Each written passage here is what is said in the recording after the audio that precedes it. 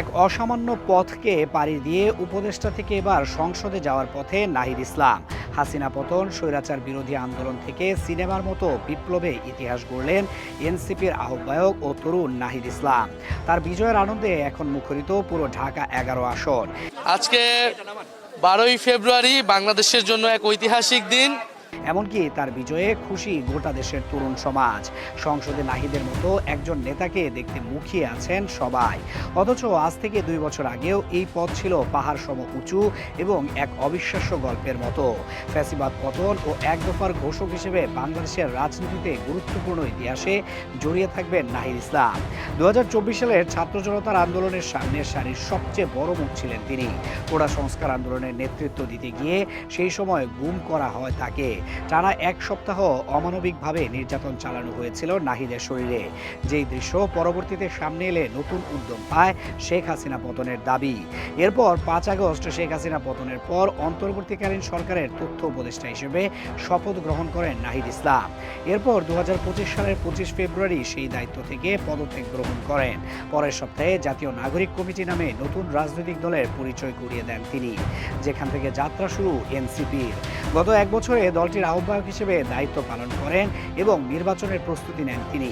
ত্রয়োদশ জাতীয় সংসদ নির্বাচনের আগে বাংলাদেশ জামায়াত ইসলাম সহ 11 দলীয় জোটে অংশগ্রহণ করে ঢাকা 11 আসনে শাপলাকলি প্রতীকে ভোটযুদ্ধে নামেন নাহিদ ইসলাম।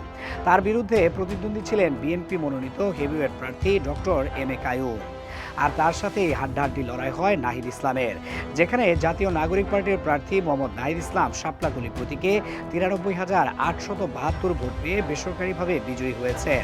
নিকটতম প্রতিদ্বন্দ্বী বিএনপি প্রার্থী এম এ কাইয়ুম পেয়েছেন 91,833 ভোট, যা নাহিদ ইসলামের চেয়ে 2,039 ভোট কম। শুক্রবার সকালে ঢাকার বিভাগীয় কমিশনার শরফ উদ্দিন আহমেদ চৌধুরী এ ফল ঘোষণা করেন। এই আসনে 45% ভোট পড়েছে। পোস্টাল ভোটেও শাপলাকলি এগিয়ে ছিল। নাহিদ ইসলাম পোস্টাল ভোটে পেয়েছেন 1,834 ভোট, আর ধানের শীষ প্রতীকের প্রার্থী পেয়েছেন 866 ভোট। সব মিলিয়ে ঢাকা 11 আসনে এখন বেসরকারিভাবে নির্বাচিত হয়েছেন নাহিদ ইসলাম। এই দীর্ঘ পথে নানান প্রতিকূল পরিবেশ এবং লড়াইকে জয় করে আজ সংসদে যাওয়ার পথে এনসিপির প্রধান নাহিদ ইসলাম।